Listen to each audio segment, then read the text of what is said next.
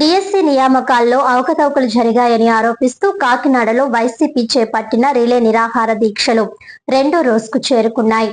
CBI లేదా స్వతంత్ర సంస్థతో విచారణ జరిపించాలని మాజీ ఎమ్మెల్యే ద్వారంపూడి చంద్రశేఖర్ రెడ్డి డిమాండ్ చేశారు.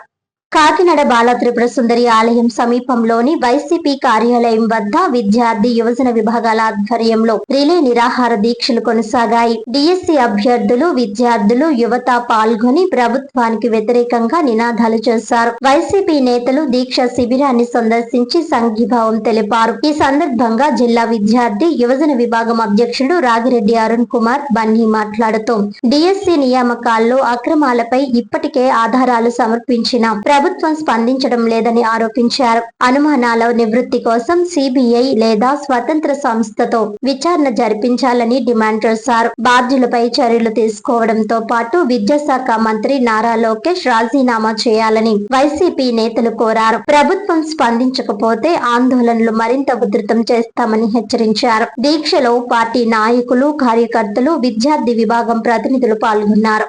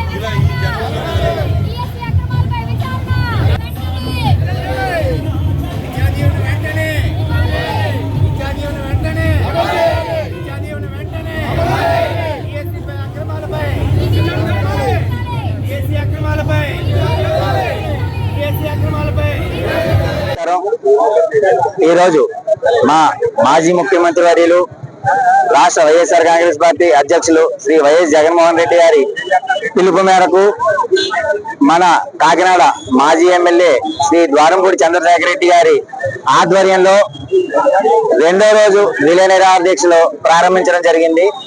మా నిరాహార దీక్ష ముఖ్య ఉద్దేశం లోకేష్, విద్యాశాఖ మంత్రి లోకేష్ రాజీనామా చేయాలి. ఎందుకంటే డిఎస్సి పై జరిగిన అవకతవకలకి వాళ్ళ బాధ్యత వహిస్తూ రాజీనామా చేయాలి. వాళ్ళ అవకతవకలు మేము ఒప్పుకోము అని అంటే కనుక సిబిఐ ఎంక్వైరీ వేసుకుని వాళ్ళు దాంట్లో నిరూపించుకుని ప్రజలకి వాళ్ళు మేము సక్సీలు అనేది తెలియజేయాలని మేము కోరుకుంటున్నాం.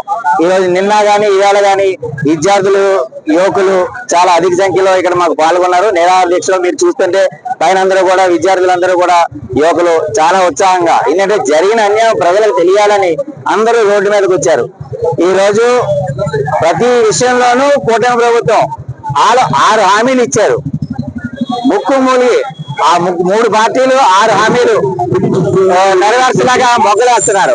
అదే కరోనా కాలంలో జగన్ గారు ఎటువంటి అలా లేట్ లేకుండా కరోనా టైంలో కూడా 7-8 పథకాలు వాళ్ళ అమలు చేసి జగన్ గారు ఆయన నాయకత్వం నిరూపించుకున్నారు.